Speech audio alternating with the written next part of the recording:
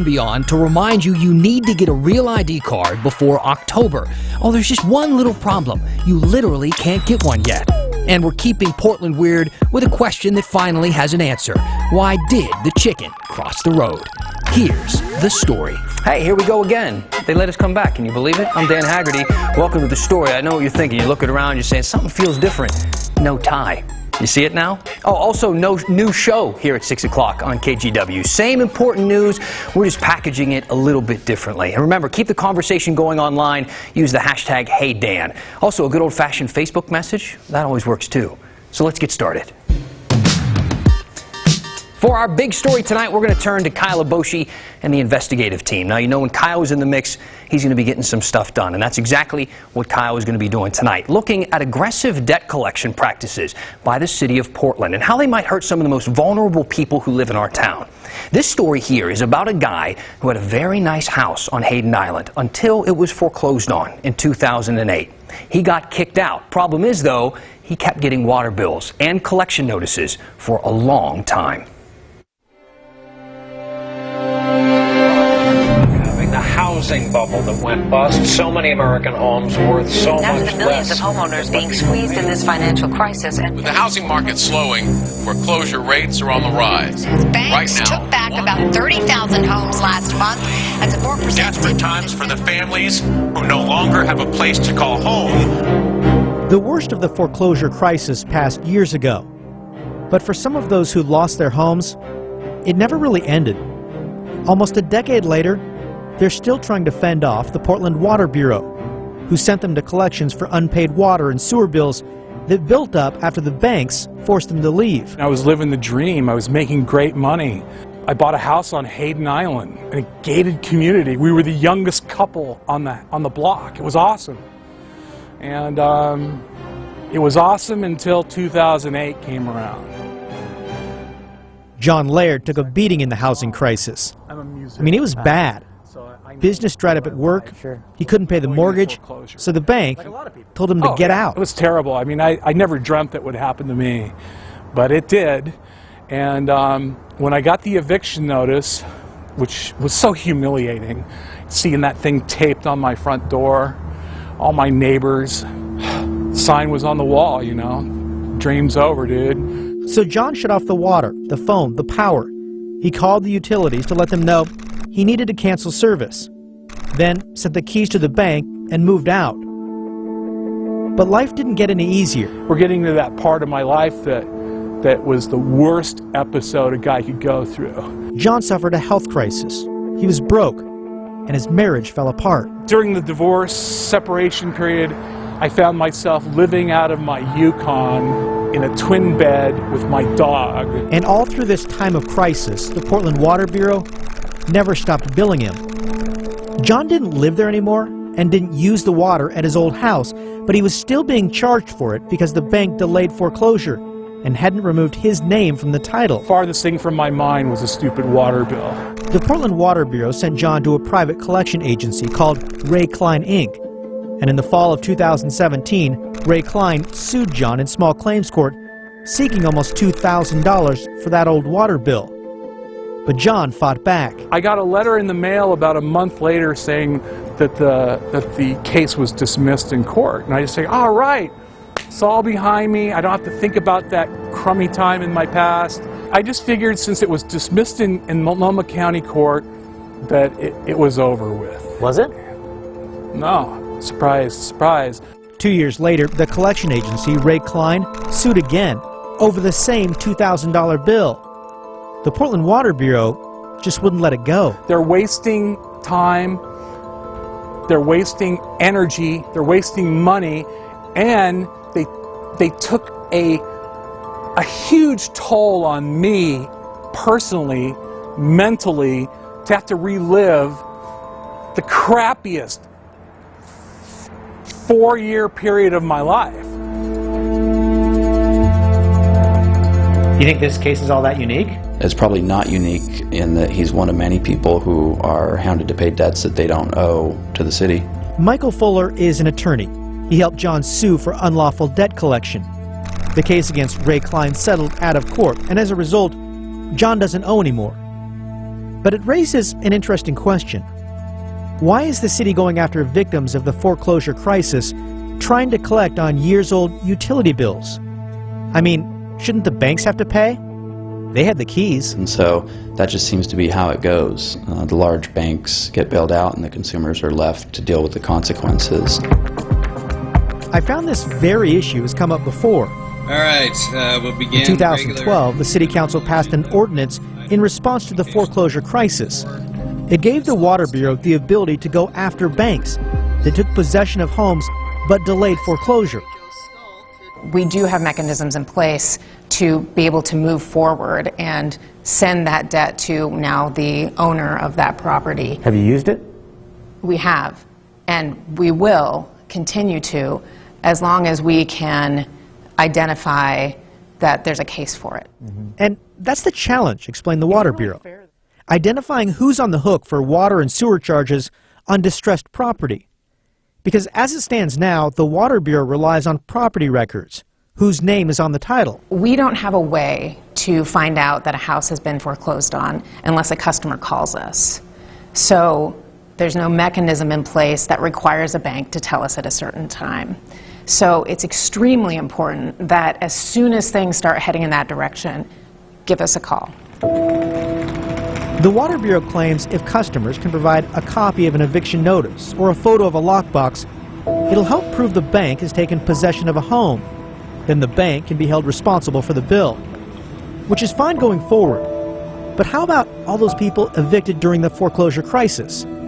They were never told to gather evidence. And now, years later, these former homeowners are stuck, fighting off a private collection agency and lawsuits over water bills accrued after the bank forced them out. Kyle, I'm watching that and just imagining all the people at home who are saying, wow, that's my story too. Indeed. I mean, I've gotten several emails today, even a few minutes ago, I had an email from a woman who said, listen, I'm crying. I'm literally living through this exact same nightmare. And she doesn't really know what to do. So the Water Bureau, I understand, I guess, the points they were trying to make, but it also felt like they were just saying, hey, not our problem. Right. And that's part of what we've been looking at in this series, the cost of collections, is many of these city agencies, they put it off to the debt collector and say, listen, it's not our problem anymore. And that's an issue that we've tried to address, is there's a human factor. There are consequences to this. So what are these, the woman who said emails you, other people who are going to reach out after seeing this story, what can they do? What should they do? Right. Well, to its credit, as you saw, the Water Bureau says, listen, we'll work to accommodate these people as best we can. So we're going to watch and see if indeed that happens. But we know there are a lot of people that fall into this boat. Their homes were foreclosed on. There's a window of time where those bills continue to build, and now they're stuck. Good story. Hope it helps people. Thank you. Kyle, thank you. Today was the first day of the trial of Jeremy Christian. He's the guy accused of stabbing 3 people on a MAX train in 2017, killing 2 of them. Now, almost since day one, witnesses have said that Christian was on the train that day, that he was intimidating 2 young black girls, one of whom was Muslim, and that the 3 people who got stabbed were sticking up for them. Now, Christian's best chance at a defense here may be trying to convince the jury that he was actually lashing out in self-defense. But until now, exactly what led up to this stabbing was frankly a mystery to most people. But today, in the trial, a video was shown, taken by a witness from inside that train, showing everything that leads up to the murders. The crux of this case could hang on those few seconds of video. Now, we are going to show you that video now, from the beginning right up until before the stabbings happen. Now, even though you're not going to see that extreme violence, it's very intense video. Let's take a look.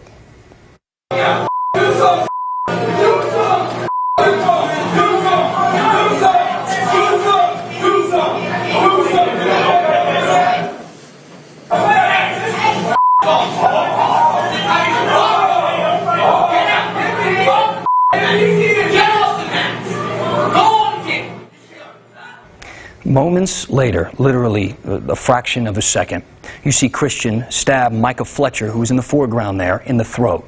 And then just seconds after that, he stabs Talesian Namkai Meche in the throat. Then the video ends. Ricky Best was also stabbed that day. He and Namkai Meche both died. Let's go to Maggie Vespa now. She was in the courtroom for us today, saw this video played in the courtroom. So we have this few seconds on that train, and this is so pivotal to the case. But both the defense and the prosecution are going to try to use this in their advantage. What'd they say? 100%. So when we say few seconds, it was really interesting. Both sides said today that 12 seconds in that video and in that incident were really pivotal, because that's when everything kind of really escalated and then it got violent. So this video was shown today by the prosecution when their first witness took the stand. Her name is Zeta Allen, and she's the one who took the video. She was just 15 at the time, and Christian watched while this video was being played. Obviously, he was silent for most of the day. But basically, they did this because they wanted to show that these girls were terrified. They thought that Christian actually really was going to hurt them, and they're doing that because defense attorneys, in large part, argue that a lot of the things that Christian was saying were abhorrent. They were horrible. They were kind of points about it's hard to recount it without a lot of it's really abhorrent, but it's beheadings in Saudi Arabia, rants about circumcision, rants about go to Saudi Arabia. If you don't like free speech, you'll get your head cut off. Keep in mind there's a teenage girl with a hijab sitting feet from him, and that's why everybody kind of thought, because for a while he was looking at her, he's clearly aiming it at her. So defense attorneys, though, were arguing a lot of those things were awful, but they were free speech. They weren't overt threats aimed at these girls. The prosecution wanted to point out that these girls really had reason to be terrified. So the video itself, we want to show stills from it once again. You can see people look scared on the train. When you hear it, you can hear that the girls are scared. They're crying. They're running. And the two key girls in this story both took the stand next. Their names are Destiny Mangum and Walia Muhammad. They sort of backed up prosecutors' theory big time. Muhammad was the one wearing the hijab. She's 20 now. She was a teenager at the time of the stabbings. And as soon as prosecutors asked her to recount what Christian said, she basically broke down. Take a listen. He was saying Muslims shouldn't go back to Saudi Arabia.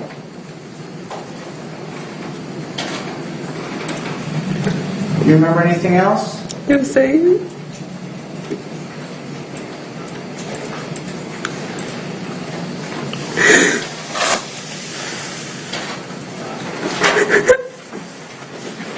was there? I said, kill yourselves. I was born and raised in Portland, Oregon, so I don't feel like I should go somewhere else. I don't feel like I have to go back to where I came from because I'm born here. It just made me feel like, why? There's no reason. It was just so hard to hear them say. It was just really powerful, and it was really sad today. And those testimonies came minutes after that video was played in court, so everybody was pretty rattled. The video, obviously, the first thing we're telling people about in the news, but other stuff happened today. What else can you tell us? Yeah, so in opening statements, attorneys on both sides kind of got into Christian's mental capacity. Remember, he's pleaded not guilty by reason of mental disease or defect. We call it the insanity defense. And his defense attorneys have said that he has a diminished capacity. That we knew. What was new today was they said they believe he is suffering from autism spectrum disorder. So he has a hard time kind of gauging a number of things about how the world works around him. But in particular, they also say because he was drunk that day, and they say that point blank, he had a hard time really perceiving the threat. Prosecutors say, no, those guys were pushing him, telling him to get off the train. No one raised a fist. No one tried to fight. He responded by stabbing them. A lot of elements. We're just absolutely. Both sides planning to call mental health experts in this case. Back in court tomorrow? Absolutely. We'll Maggie, be there. Thank you. Reach out to us. Use the hashtag #HeyDan. Thanks, Maggie. Sure. If Oregon wants us to get these real IDs so badly, why are they making us wait so long to get them? And 34 years after the Challenger explosion, we look back at the Beaverton teacher who was almost on board when the story continues. We've directed that all the city flags of Portland, Oregon will be flying at half staff in a sign of mourning and respect for these brave men and women.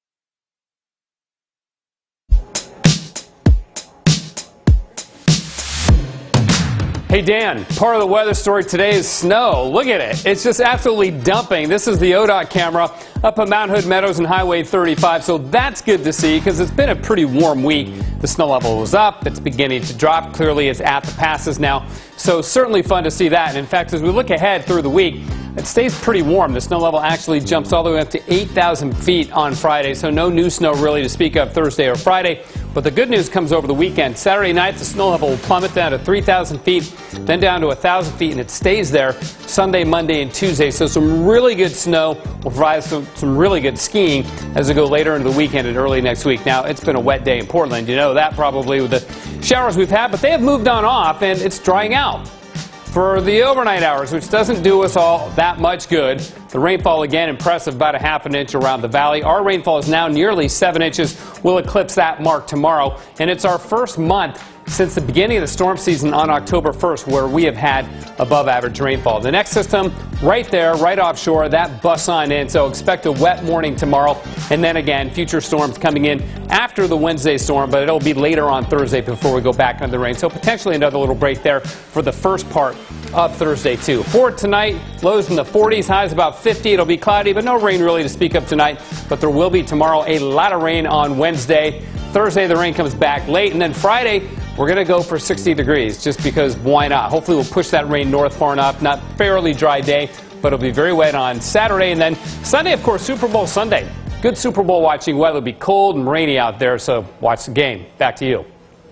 Hey, we got this comment on our Facebook live stream of the show last night. Sandy asking, has anyone explained the reason for the new ID that Oregon has waited too long for us to get? What is it for? We love when you guys ask us questions. We love answering your questions, and we have an answer for you in this case, Sandy. The new ID is called Real ID, and you have to have one by October 1st if you want to get onto an airplane. If you've been to PDX recently, you've probably seen a sign like this reminding you of that October 1st deadline 2020. There is an itsy-bitsy little problem here about getting one of those Real IDs by October 1st, and that's the fact that you can't get one yet. In fact, you won't be able to get one until July 6th, which is just 3 months before that mandatory deadline. Well, if it makes you feel any better, Secretary of State Bev Clarno feels your pain. She shot out this email urging people to get a passport if you don't have one. That way you can avoid the backup just in case you miss that October 1st deadline. Because, man, if you think the DMV is slow now, imagine how slow it's going to be when 4 million Oregonians all show up to get these Real IDs. Clarno crunched the numbers. She said the DMV would need to issue 32 licenses per minute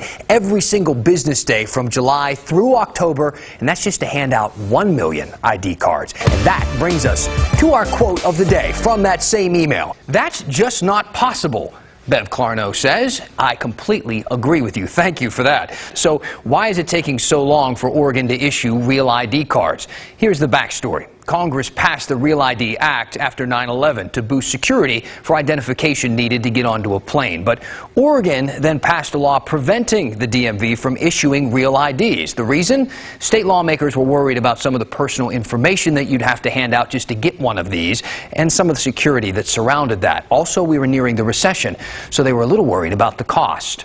Fast forward now to 2017, Oregon finally passed the Real ID law when the federal government set a pretty hard deadline, October 2020. But the DMV at that point had been doing a large overhaul in its computer system. Physically, they were not able to begin issuing these Real ID cards until July.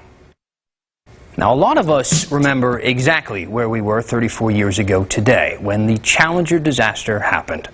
Everyone on board the space shuttle was killed, and that included a woman who was going to be the first teacher to ever be in space. We dug into the KGW vault. We found this story we're about to show you from a local school from just a day after the crash. Nowhere was the grief more personal than at schools, among the students and teachers, many who had wanted to be Krista McAuliffe.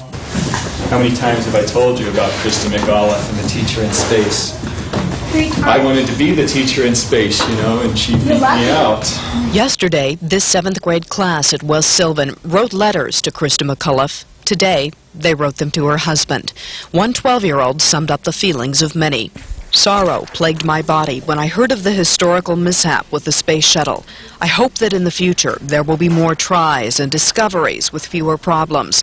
Your wife was a brave and courageous woman. My condolences to you and your family. With all my respect, Maya. Beautifully written, don't you think? And did you recognize that voice? That was Tracy Berry, who many of you know and love. We always want to look for reasons to dig into that KGW vault a little bit more. We're wondering if you have anything back in Portland's history you would like to see us revisit. Let us know. Reach out to me on Facebook or use the hashtag HeyDan on Twitter. When the story continues, Milwaukee declares a climate emergency. I declare climate emergency! Or something like that. And hang on, didn't Portland break up with the Joint Terrorism Task Force? Then why are they still seeing each other?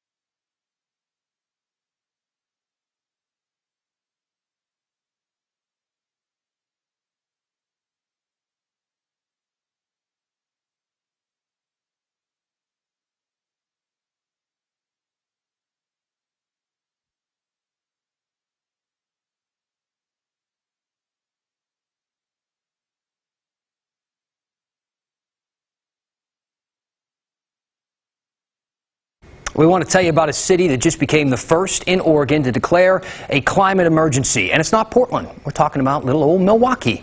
This isn't just an empty statement either. They got this huge 53-point plan to take on climate change. The end goal is to become carbon neutral in the city in 25 years, which is pretty ambitious. It's ahead of Portland's goal of 30 years. It is worth noting Milwaukee Mayor Mark Gambia is running for Congress against Kurt Schrader in the Democratic primary, and he is making climate a big focus of his campaign. Hey, do you remember that climate lawsuit filed by a bunch of Oregon kids? It was against the government. The media, they called them the climate kids. That might ring a bell. I never really liked that, calling them the climate kids. It kind of felt like it diminished their message a little bit. Either way, that lawsuit was dismissed this month by the Ninth Circuit. But that might not be the end of it. We'll tell you why. And we want to give you something that is worth your time. A couple of law professors wrote a much better breakdown of this case than I could ever give you here on TV. They explain in this why they think the case might come back. It is up right now on Oregon Live if you want to go check it out.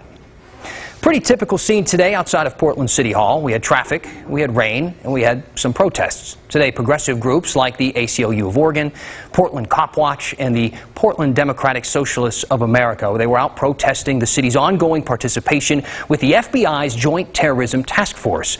But you might be wondering, hang on just a minute, didn't Portland leave the JTTF last year? You're right, we did. Kinda. TV has Ross and Rachel. We have Portland and the Joint Terrorism Task Force. How did we get here? Well, let's take you back to 1997, when Portland's relationship with JTTF first blossomed. It was supposed to foster cooperation between local and federal law enforcement to battle terrorism. But on April 22, 2005, the mayor at the time, Tom Potter, decided to break things off. Potter wanted more civilian oversight. The FBI did not, so they split and stayed that way for about a decade. But on February 19, 2015, Mayor Charlie Hales cast a tie-breaking vote to get back together with JTTF. But the relationship was even more fleeting this time. Last year, on the day before Valentine's Day, Portland City Council voted 3-2 to break up with JTTF yet again. Mayor Wheeler and the late Nick Fish were the only two who voted to stay together. So why is the city still meeting up with JTTF even though they broke up? Well, because on May 8, 2019, the City Council voted unanimously to work with JTTF, but only on a case-by-case basis. You could say Portland has a casual relationship, which is why progressive groups were protesting today at City Hall. They want the city to end things for good and stop calling. And that's how we got here.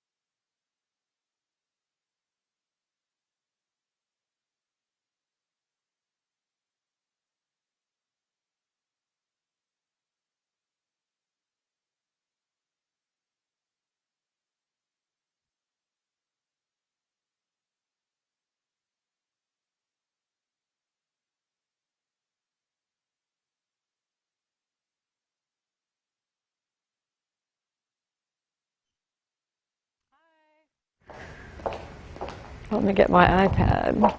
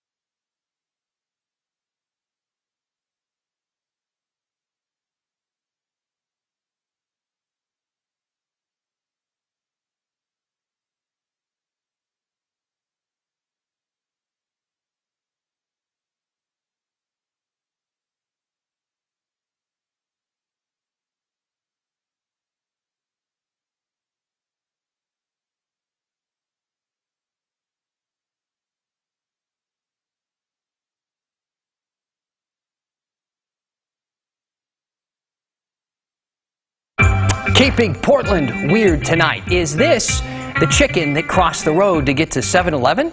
Thanks to the Reddit user who we courtesied on the screen there for this picture. We're not going to say that name out loud, okay? You can read it yourself. Best part of the story, I think, all the people on Reddit who apparently recognized this chicken, which I thought was hilarious. Apparently, she walks across there and hangs out outside every night or so. If you know a bodega chicken of your own, keeping Portland weird out there, we want to hear about them. Use the hashtag HeyDan or hit me up on Facebook. Got a few seconds left. We're going to read a couple of comments from you. Nice ones, too. Janice saying, I love this new format, Dan. And we're hearing from Phyllis saying, great show, getting real news. Let's be honest, though. We're still in the honeymoon phase. We got the news at 6:30 coming up next. For now, that's the end of the story.